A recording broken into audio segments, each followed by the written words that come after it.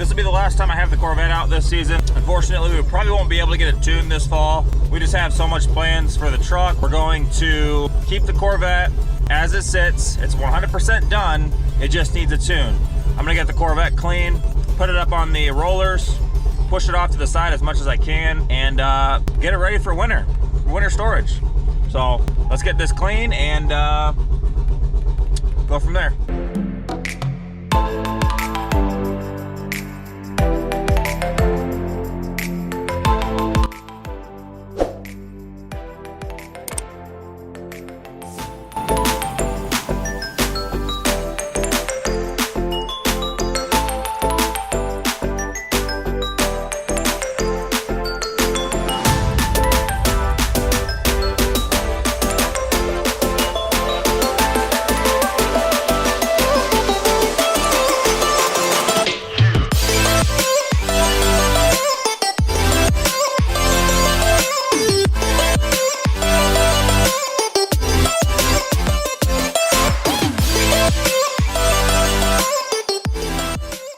Yeah, I'd say that's plenty of room for the truck. We're really close there.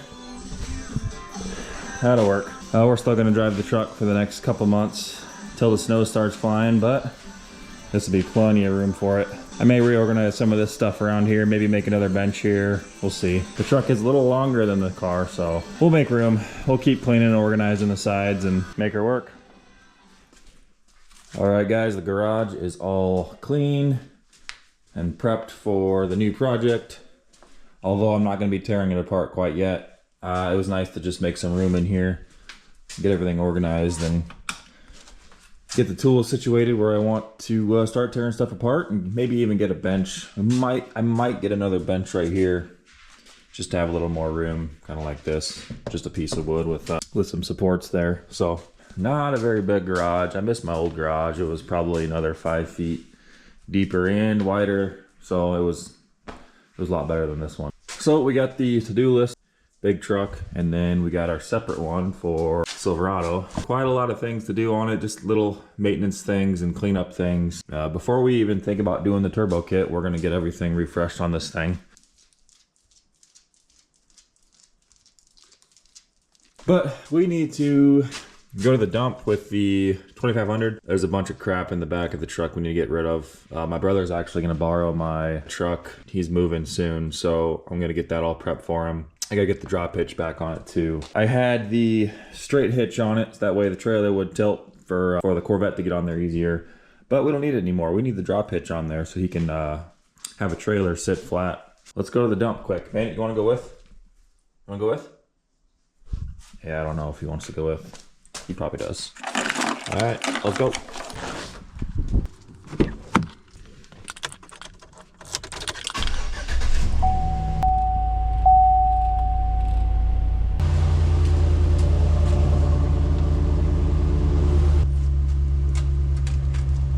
Gotta let the truck warm up. Getting into that fall season here soon. It's getting a little chilly.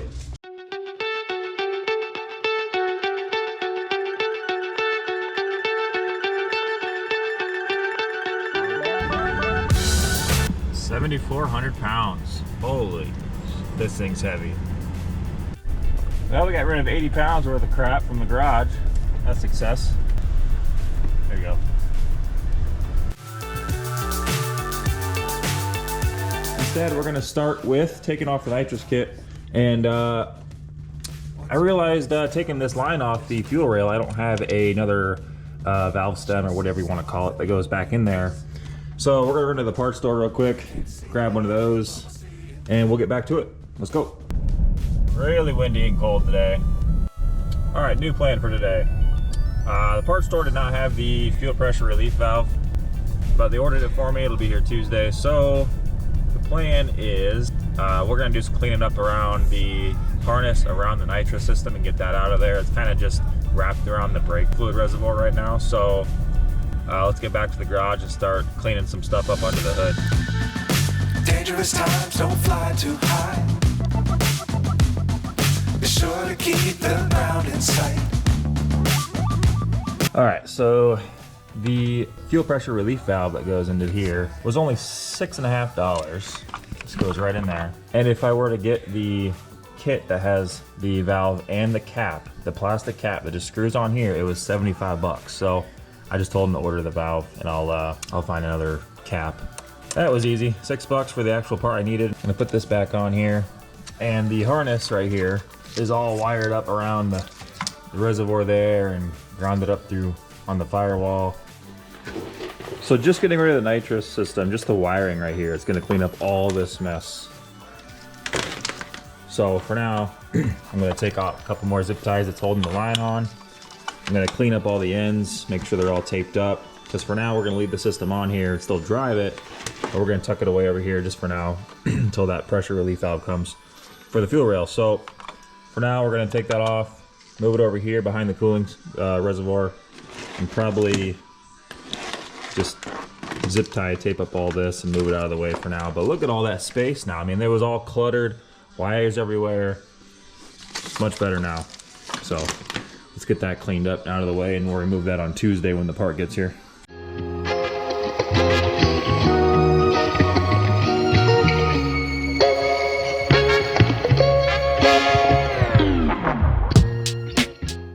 All right, it's a little better for now. Got all patched up and just taped over to the side right now. There's no power going to it, but I still taped up all the ends of the wires. Yeah, it's much better for now. So another modification we're gonna do this winter is gonna put some electric fans in there. It's gonna free up a little bit of throttle response, and it'll give us a lot more space in here when we end up doing the turbo build. So for today anyways, get rid of this shroud. We don't need this in here right now. And that way it's just one step closer to when we start tearing it apart. So let's get rid of this shroud and go from there.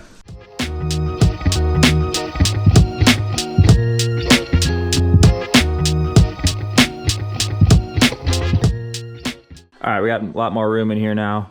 We got the shroud out of there.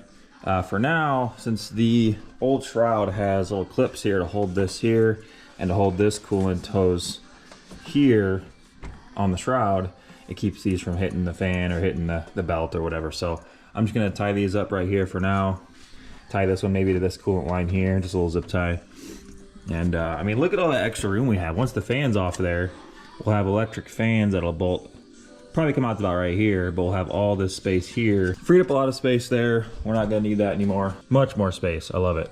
The more space, the more clean everything looks, the easier it's gonna be to work on and to build. So for now, let's put the intake back on after we tie these up. Probably take it out on the road today, get some miles on it, drain some of this fuel that's in it. So we still got about a half tank we gotta get rid of, so let's go.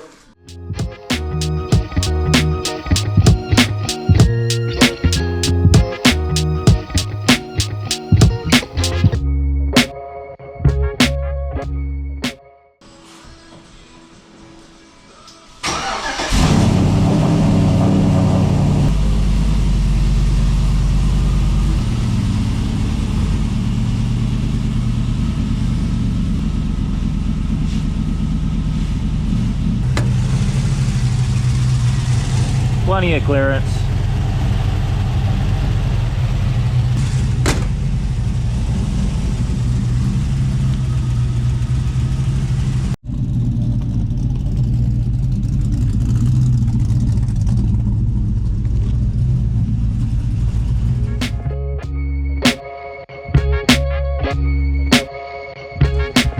All right, I'm gonna be taking this panel out of here on both sides while I have the front jacked up. Get that out of there and make more space. Tie up some of these harnesses that are bleeding through here. Clean it up a little bit. All right, first panel out. Need to clean up all in here. I think I'm actually gonna get the power washer out and start cleaning this up. It's starting to warm up a little bit, sun's out. But yeah, we need to clean up all this. I'm gonna tuck away all these wires, make it look nice. It gives you more space in the engine bay, so it looks good. Plenty of space, I can see all the way through. Keep everything clean and wired up. Let's get the other side off and get the power washer out. All right, got both panels out. Plenty of space now on both sides for the future turbo kit. And we got all the electronics bagged off. I am going to power wash all the corners underneath both fenders. Maybe a little bit of the engine up here where it's all greasy. I noticed that the AC belt was hanging there, so I'm starting to think if there's any issue with the AC, just one issue that's causing it to not work and give me troubles, I'm ditching the whole thing. Ditching the AC would make everything in the future for aftermarket building 100 times easier. But obviously it'd be nice to have AC at the same time. So we'll see. I'll throw the belt back on, and if it pops off again and keeps giving me issues, I'll just give up and say, screw it, I don't need the AC. It's not like I daily drive this thing, or I'm ever going to daily drive this thing either way. So if AC was out, get rid of that, get rid of the compressor, the belt. I mean, it would make my life a whole lot easier when we put the turbo on here. So let's get the power washer out.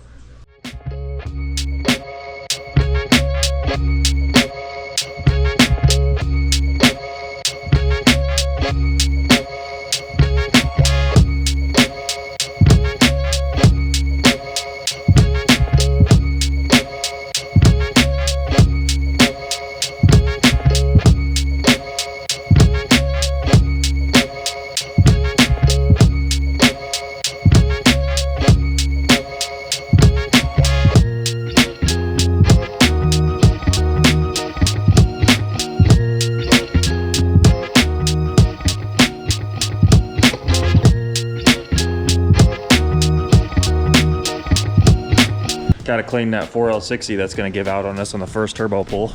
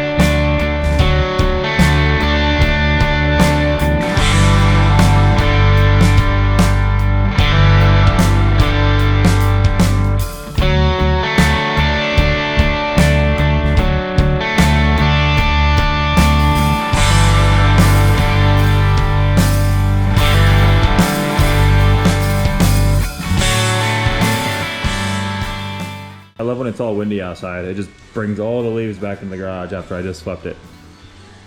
This looks so much better though. So much more clean.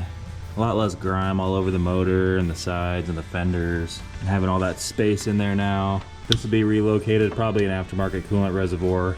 It'll probably be mounted in the same area, but it'll be probably a little further back. And then I don't know how I'm gonna do the exit for the exhaust, whether it's gonna go, it'll be easy to go down and out that way if we do end up getting rid of the AC, but I don't want to get rid of the AC if we don't have to. But if not, I'd like to maybe have it curve and go down out the bumper, or maybe we'll just go out the hood. I mean, whatever works at the time. So let's put it all back together, fire it up, let all the water drain off. I'm going to pull the truck out of the way and probably power wash the driveway now that it's all nasty. So probably sweep this out one more time and probably take this out on the road and make sure everything's still good with it. Make sure I didn't pelt any wiring harnesses or anything. So let's go. And as far as the intake arm and intake box, I wasn't too worried about cleaning it up. I mean, these aren't going to be in the engine bay anymore once we do the turbo kit eventually. So not too worried about these right now. They'll just be bolt in, bolt out until we get ready for the real build. So, all right, guys, did a little bit more organizing in here. Got our pumpkins carved, looking good. Got to get those out in the front steps. But got this for a little bench I can add for the more space for this winter's build. So that'll do for now. It's kind of short, but it'll hold some parts. But Anyways, guys, thanks for watching. I'll see you in the next video. Later.